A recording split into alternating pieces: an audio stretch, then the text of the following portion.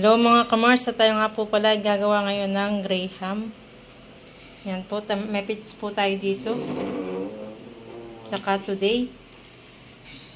Saka graham.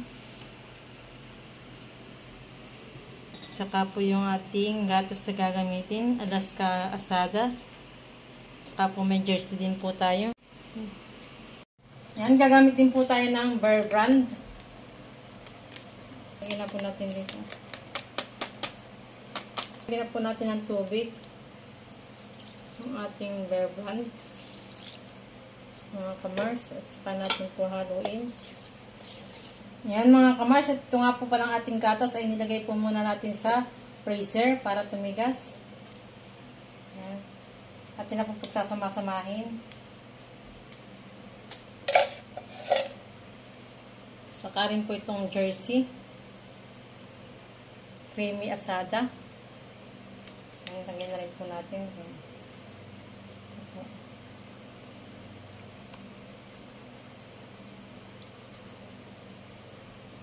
Ano pong pagsasama-samahin.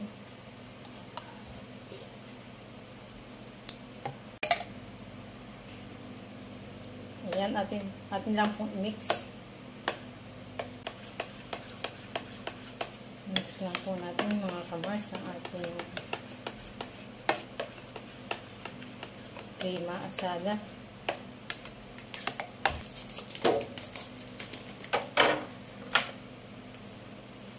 Ilalatag na po natin dito ang ating graham cracker. Ang crackers po natin graham ay atin na po ilalatag dito sa lalagyan. Dito po sa lanera natin ilalagay.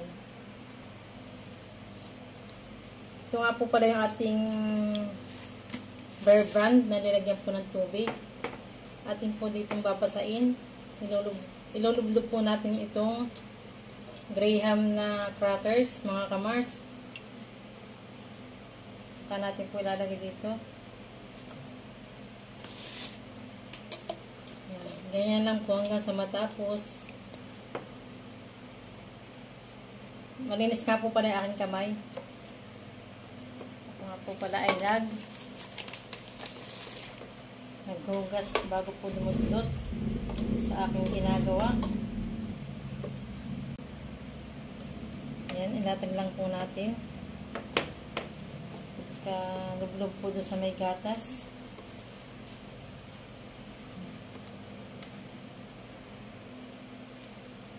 Ayan, lalagyan lang po naman natin ng gatas.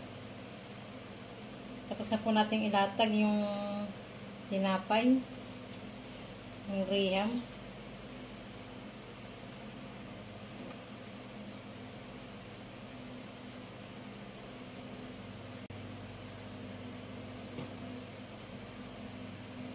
Ayan, lalatag po natin ang ayos.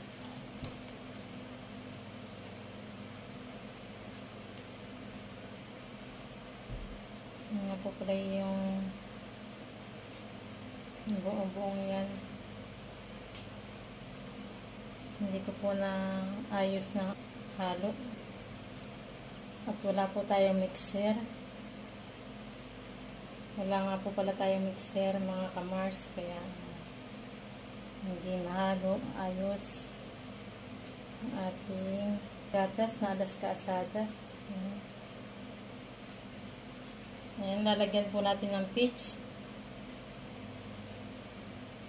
Atin pong lalatagan ng peach ang ating graham. Malinis nga po pala yung aking kamay.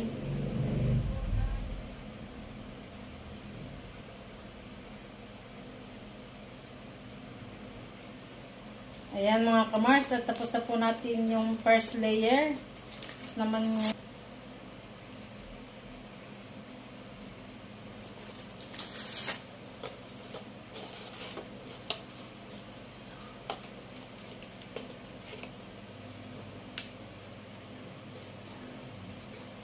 tingin ko pa lang po ay masarap na ang aking ginagawa mga kamars. Yan. Try nyo din pong gawin ito. At magugustuhan po ng mga inyong mga chikiting. At yung nga po palang aking kamay ay malinis. Yan. Kahit patutut-tut-tut.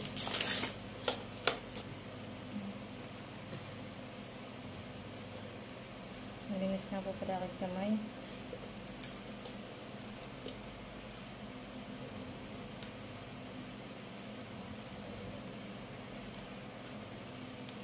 Ayan mga kamars, at tapos na po natin ilatag yung graham crackers. Lalagyan po naman ulit natin ng gatas. Yung ating pong minix na gatas na hindi po masyadong maayos ang pagkakamix dahil wala po kaming mixer. Ayan, second layer na po yan. Ayan, at ihahanay po natin yung ating gatas.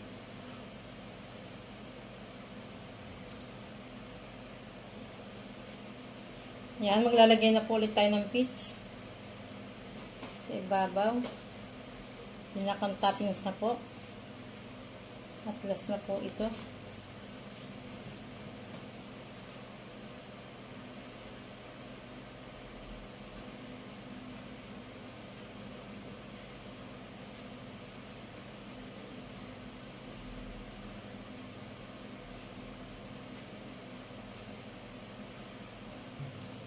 Yan mga kamars, at tapos na po natin ilagay yung peach, at ito naman pong today ang ilalagay natin. Okay na po natin. Pinakang toppings natin ay dalawa po klase.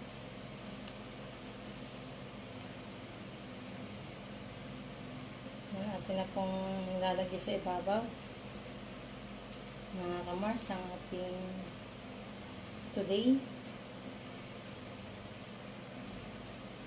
Ayan, at tapos na po natin ilagay yung topping sa ibabaw ng ating graham cake. Yan po.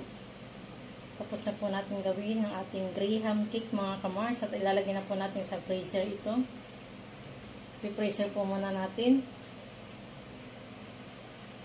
Try nyo din po itong gawin at talagang masasarapan ng inyong mga Jonakis. Ito na po mga kamars ang ating ginawang graham cake. Nilagay ko po ito sa freezer. Nilagyan ko po siya ng cover.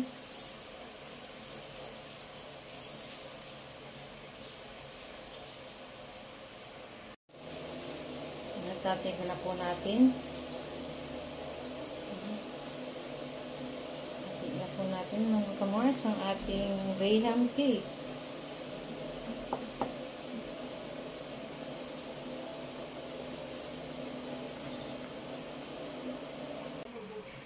Yan, atin na pong na-slice ang ating graham cake.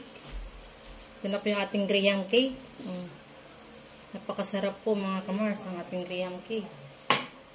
I-try nyo din po itong gawin. Talaga naman pong mapapasarap. Yan na po, at madami na pong nabawas sa aking graham mga kamars. Yan. Yan, sarap po. Yummy yummy. Sarap. Ayan mga kamars, at maganda po yung pagkaka-layer na aking gawa.